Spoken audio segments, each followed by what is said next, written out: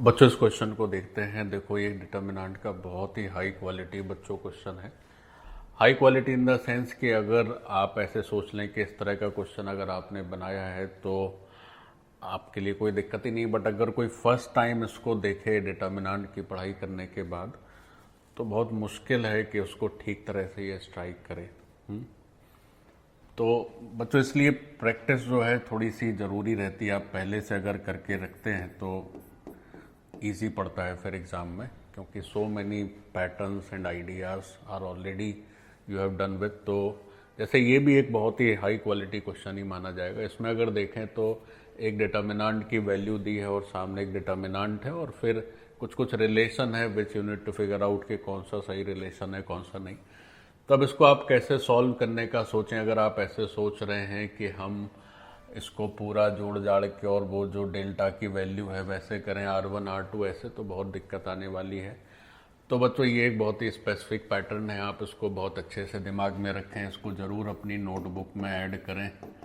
तो आपको ध्यान ही रखना है कि जैसे ये अगर देखें आप तो इसमें क्या हो रहा है कि जैसे ये फर्स्ट टर्म, जैसे ये फर्स्ट सेकंड थर्ड है तो ये सेकंड थर्ड फोर्थ है ना।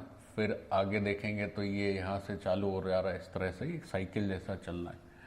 मतलब आप ऐसे सोचो कि अगर ए बी सी है तो ये बी सी ए है और ये सी ए बी।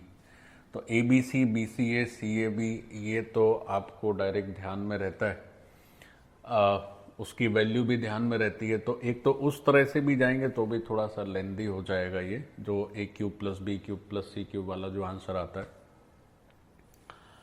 तो इसको एक और आसान तरीके से आप सोच सकते हैं बच्चों। डेफिनेटली इस बात को देखें कि जैसे अगर हम एक डिटर्मिनेंट लिखें डेल्टा, और डेल्टा लिखते हैं एक्स वाई जेड और फिर लिख रहे हैं वाई जेड एक्स और फिर लिख रहे हैं जेड एक्स वाई, ठीक है।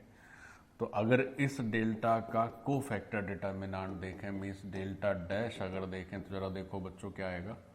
तो इसका अगर को फैक्टर डिटर्मिनेंट देखोगे तो x के ऊपर क्रॉस करके लिखोगे तो पहला टर्म आ जाएगा बच्चों Z Y minus X square. So this is very important. फिर अगर y के ऊपर आप क्रॉस करेंगे तो Y square minus Z X आएगा, बट y का माइनस भी आएगा यहाँ पर। तो माइनस के साथ क्या आएगा Y square minus Z X आ जाएगा बच्चों, Y square minus Z X. और फिर z के ऊपर क्रॉस करेंगे तो ये will have Y X minus Z square like this. फिर अगर आप y के ऊपर क्रॉस करोगे तो y के ऊपर क्रॉस करोगे तो अगेन माइनस का साइन आता है यहाँ पर और Y square minus Z X आ जाएगा। फिर z के ऊपर अगर क्रॉस करोगे तो X Y minus Z square आ जाएगा बच्चों। फिर अगर आप x के ऊपर क्रॉस करोगे तो वापस से आपका जो रिजल्ट आएगा, जब आप x के ऊपर क्रॉस करोगे तो फिर से एक माइनस का साइन आ जाएगा। 3 जगह माइनस आता है, इसके इसमें और इसमें और इसमें, सॉरी 4 जगह माइनस आता है। तो आप माइनस का साइन करेंगे तो फिर जो है इसके ऊपर क्रॉस करने से X Y minus Z square सही चल रहा है। यहाँ पर क्रॉस करना है, ये कर देने से ना थोड़ा सा, हाँ ठीक है अब ठीक है। तो X square minus Z Y आएगा, X square minus Z Y, ठीक है। और अगर आखिरी करोगे तो z के साथ करोगे तो Y X minus Z square हो गया। फिर x के साथ करोगे तो माइनस का साइन आएगा और X square minus Z Y आ जाएगा बच्चों, है ना। ठीक चल रहा है, हाँ ठीक है। और आखिरी में करेंगे तो X Z minus Y square आ जाएगा ऐसे। बच्चों आप अगर गौर से देखें ये जो को फैक्टर डिटर्मिनेंट है यही डायरेक्टली एज इट इज़ वहाँ पे कॉपी किया हुआ है। अगर ये माइनस अंदर चले जाएंगे तो ये Z X minus Y square ही हो जाना है। तो आपको ये पैटर्न एकदम पक्का ध्यान में होना चाहिए कि ये इस मैट्रिक्स का, सॉरी इस डिटर्मिनेंट का को फैक्टर डिटर्मिनेंट लिखा हुआ है, एकदम ध्यान में होना चाहिए। अब हम ये सब तो जानते ही हैं, जब इतना ध्यान में है तो मैं थोड़ा ऊपर रहने देता हूँ। तो ये हमने सीखा है कि को फैक्टर डिटर्मिनेंट जो होता है उसकी value delta to the power n-1 होती है, where n is the number of rows और नंबर ऑफ कॉलम। तो इस सिचुएशन में जो डेल्टा डैश है दैट इज डेल्टा स्क्वायर। इस सिचुएशन में जो डेल्टा डैश है वो क्या हो जाएगा, डेल्टा स्क्वायर हो जाएगा।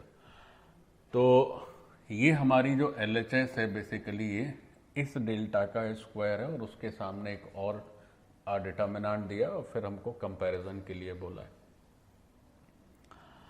तो आर स्क्वायर है, यू स्क्वायर है, यू स्क्वायर है, ओके।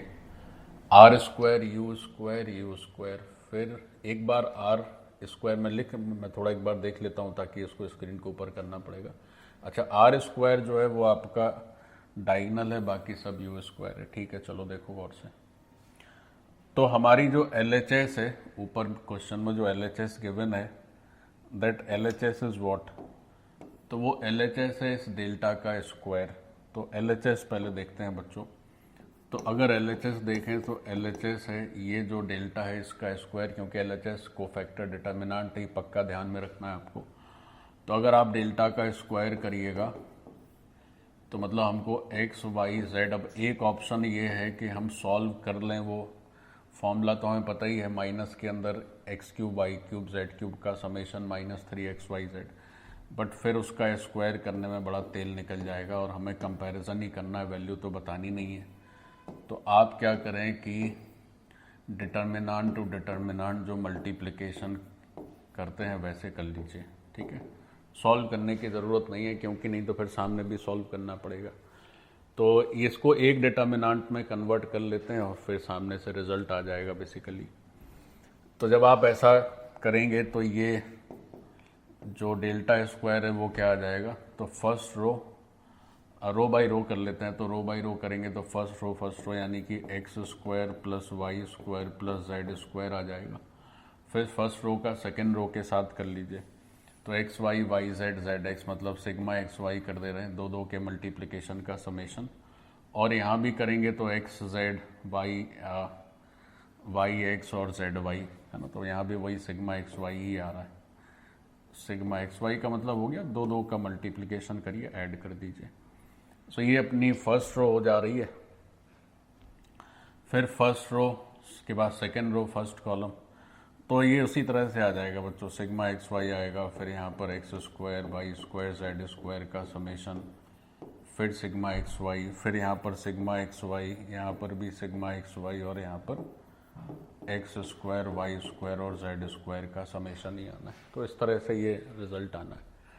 और ये जो रिजल्ट है ये LHS है और जो RHS है, अच्छा इसमें सिग्मा एक्स वाई मैंने लिख दिया है हर जगह। तो सिग्मा एक्स वाई, अब आप इतना सब समझते होंगे मेरी समझ से कि सिग्मा एक्स वाई का मतलब हुआ कि साहब एक्स वाई है, वाई जेड है और जेड एक्स का समेशन है। So this we call sigma X Y.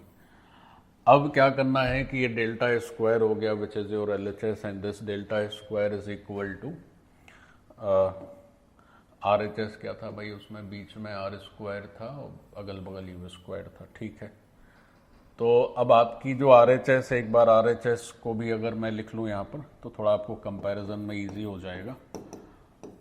तो RHS में क्या है कि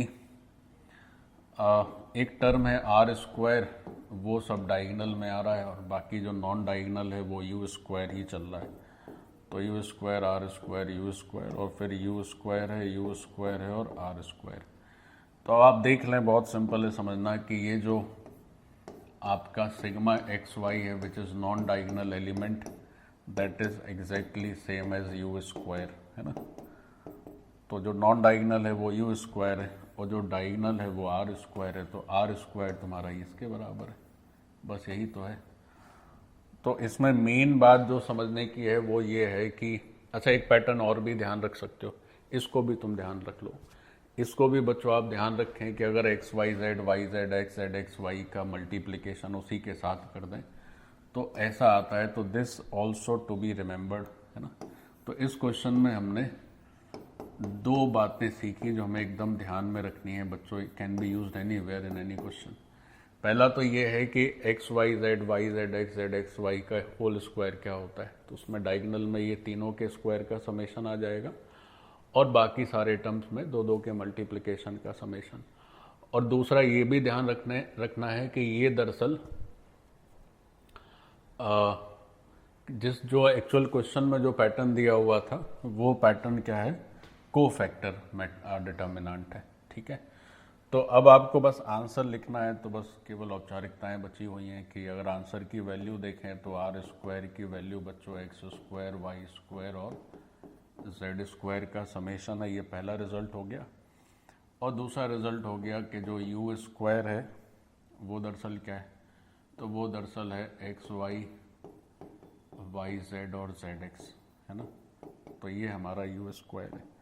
तो ये एक बहुत ही शानदार क्वेश्चन रहा। इसमें हमने 2 पैटर्न भी सीखे जो हमें हमेशा याद रखने हैं बच्चों, है ना। तो इसके साथ ये हुआ समाप्त, डन।